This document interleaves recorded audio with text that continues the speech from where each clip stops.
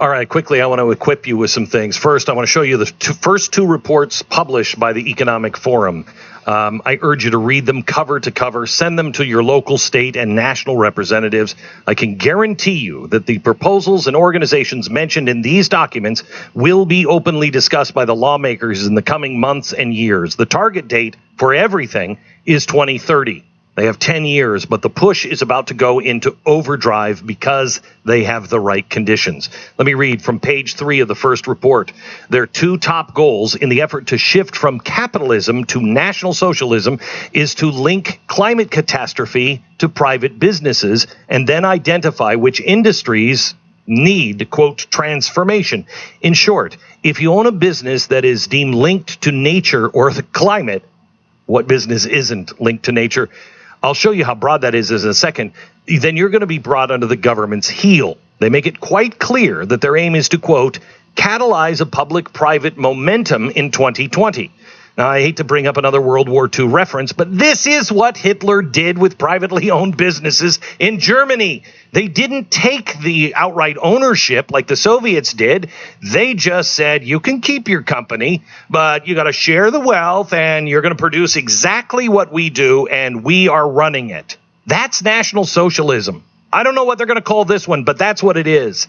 In 2015, the UN created the Task Force on Climate-Related Financial Disclosures, or TCFD. They're part of the UN's Environment Program Finance Initiative, whose goal is to press Agenda 21-2030 on the banking and corporate sectors. The TCFD produces reports to companies and banks that give crazy metrics on how at risk their businesses is to climate change. Well, have you seen all of the commercials lately for the companies that are pledging to go net zero emissions? We're going to do it. Over 170 global companies have already jumped on this bandwagon. And the origin is all traced back to Agenda 2030 and the UN task force like TCFD. But now this has not been deemed as enough. Page 19 of the Great Reset's first report outlines how the UN will soon be weaponized to govern private businesses. They plan on doing it by integrating the TCFD into government. I kid you not. The TCFD will stop being just an organization that provides data and will move to being a big government auditor on businesses that, quote, require assessment and disclosure of potential financial impacts. Disclosures are made in audited public annual financing filings under the laws of jurisdictions under which they operate, subject to the rigorous government processes. Wow, how does that make you feel? Hey, Joel, you file your taxes this year? No, not yet. I'm still working on my annual climate disclosures to the UN. There's no way in hell any of us are going to do that. But most of us won't have any choice. On the same page, they are quick to mention, quote, insurance premium increases due to settlements from pollution.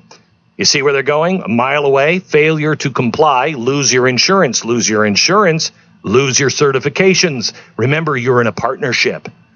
Remember when I told you that it was vague on which private businesses will be brought under the government's boot? Well, read page 8. These are the industries they specify. Businesses that depend on nature for operations, supply chain, real estate asset values, physical security, and business continuity. That right there is so open and yet so vague that they could literally fit any company they want to. Points 2 and 3 are basically the same. They state that any time businesses might have a negative consequence from climate change, they can be subjugated under government regulation. These were added to make sure that they got everyone else that they might have missed. They claim that climate change is a catastrophic calamity that will affect everyone everywhere, and no one will be exempt from this. The Great Reset, in their second report that outlined their vision of what this new world might look like, they want to, quote, reduce the footprint of agriculture and fishing and push compact development in both existing cities and new cities. This includes, quote, policy innovation such as spatial and land use master planning and transit-oriented development, as well as shifting incentives away from suburban-style living, designing strategically dense built areas. They want to buy up all the farmland, Push people into large metropolises with giant high-rises. Everything's digitized, tracked, recorded. Privacy, personal liberty, thing of the past. Private property, thing of the past. You won't matter. The collective is your responsibility, and the state will be your master. What does it sound like?